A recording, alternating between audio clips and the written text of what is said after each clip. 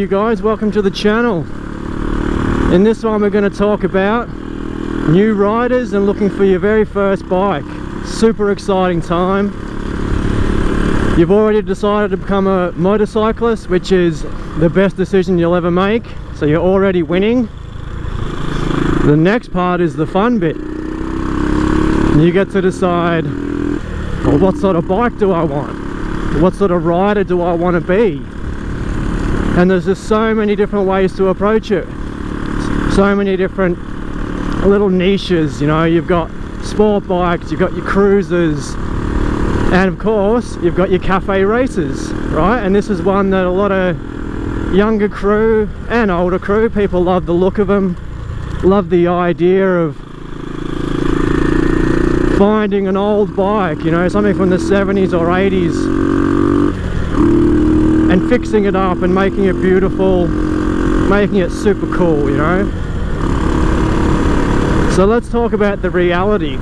If you're a new rider, should you go and find some beautiful looking old vintage bike, decide to put a, you know, buy it for cheap, but you're going to have to put a fair bit of money into it? Is it going to give you the most miles on the road? Is it going to give you the best learning experience? And that's something that a lot of us, when we're starting, don't really consider. Like, we want to have something fun and cool and that looks the way we imagine that we are going to look on the road, and you forget that you kind of need to have a super reliable, super safe, very easy to ride bike as your first motorcycle. You want to have the brakes that are going to be responsive and there when you need them. You want the acceleration to be there. You want the bike to start every time. You don't want to be kicking it a million times like a lunatic in the morning. You know, you're already feeling pretty sketchy and scared because you're learning. You don't want to fuss around with too much mechanics.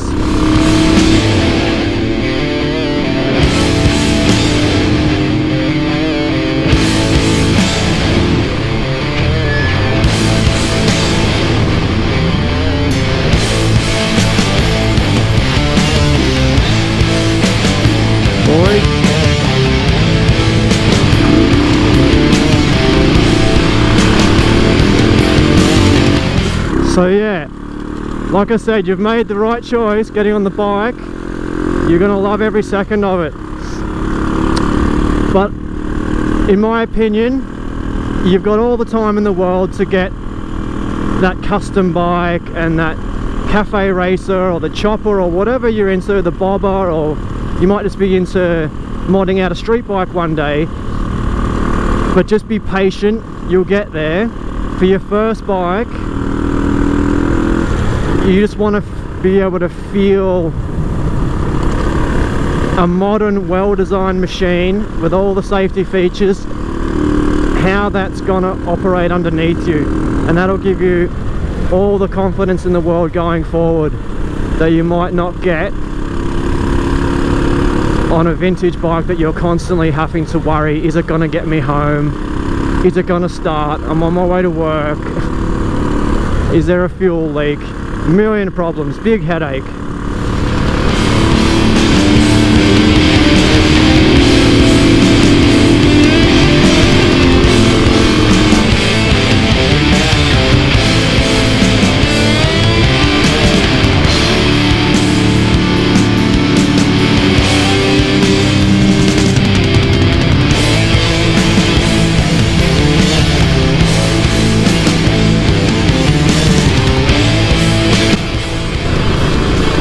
Another thing to remember is it's your first bike as well. I know we're all in a big rush to get into it and to feel cool and to love it, because that's part of it. But you're not going to have your first bike forever, so it might as well be something that's going to give you those skills you need. Emergency stopping, emergency braking, trail braking through corners, correct use of the brakes, shifting.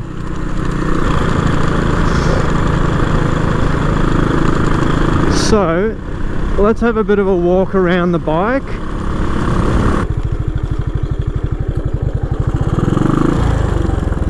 Prime example there, finding neutral's a bitch sometimes. So this is my SR400. It's a 1988, beautiful bike. Runs really well for its age. These older bikes are always going to have a carburetor, which is what's going to deliver your fuel and your air mixture to your engine. And if they sit around in someone's garage for years on end, they get pretty unhappy. They get clogged with fuel and a lot of build up, and that can be a bit of a headache because you know you don't want to be worrying about that as a new rider. You know, this one is a kickstart, so that can be a bit disconcerting if you're having to kick it every time you stall the lights, or on a cold morning when you just don't want to have to think about this stuff. You just want to push your button, fuel injected, off you go. So that's your modern bikes, that's going to have that. The other major thing is the drum brake. So this is pretty old school tech, and these are, the stopping power is fine, but for a new rider I would prefer to go with, you know, the disc brake, the proper modern technology there. And this one has the disc on the back as well. Oh sorry, the drum on the back as well. Yeah, this one has clip-ons to give it that sort of cafe style. The riding position of this is probably not the greatest for your first bike. It's a bit sort of hunched over because it's trying to be a sport bike with the clip-ons, but it's really a more of a standard setup at the seating position, so you'd be far more comfortable with your bars up here, and it would actually give you more leverage over the bike. This one, you do have to dip it in a bit. It doesn't want to just stay in a nice lean angle. You're kind of going to dip it in and hold it down a bit, which can be a bit of a strange feeling.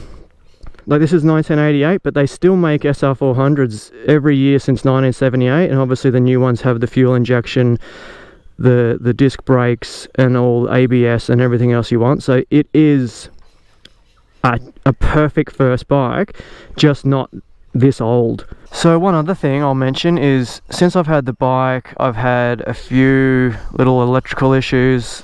The headlight cut out on me flying down a highway in the middle of the night, plunged me into pitch blackness, which was pretty bloody freaky. So that was a thing. Also, these forks, I need to have them completely reworked because they're leaking, and they bottom out pretty easily. So that's kind of, when you're going around corners, that's another thing that doesn't feel quite right on the older bikes, unless you've got to put the money into to keep them up to speed. I mean, these are the things to consider if you're gonna buy the bike. Are you buying it as a project, which I wouldn't recommend? It's your first bike. You shouldn't have to be fiddling with it day in, day out, spending more time in your garage than you do on the road. You want to be able to get there, get out there, get some serious miles happening, get your experience up, and then later down the tracks you can come to an older bike and have it as your second bike, or your labour of love, so to speak.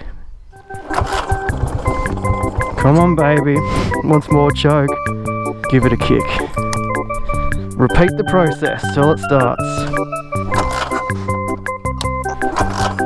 So honestly, after talking so much crap about my bike, it just took forever to start. I think it was a bit mad at me. So that's a great example right there.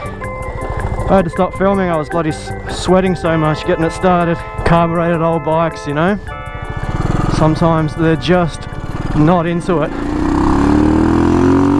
They're a hell of a lot of fun, they look cool, they're just not a good first bike, the old ones. This is 32 years old, this bike, so there's always going to be grumpy mornings and mysterious problems that you're just scratching your head, and you're going to end up spending more than you thought you saved by getting a cheaper, older bike. So my advice would be, save the project bikes for later. Become a skilled rider first. Practice in the parking lot, do your whole emergency braking, everything else we spoke about. You know, watch some good videos on YouTube, MC Rider, Moto Jitsu, there's so much good stuff out there.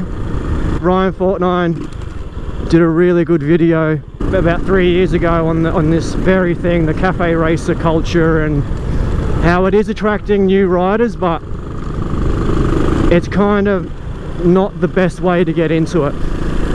There are far safer and more enjoyable ways to get into motorcycling, because you'll be crying just as much as you'll be laughing with a vintage bike. You'll be like, why the hell did I get this bike? Alright guys, well I hope there's some good info in there for you, and it helps with a decision. And just remember, your first bike is not forever. Don't feel like you're making this huge commitment and it has to be perfect. It just has to be safe and reliable, and you'll get more miles and more enjoyment, and then you can break your heart and spend all your money on all the project bikes you want. Alright guys, if you like the video, give us a thumbs up, subscribe. I'll see you in the next one.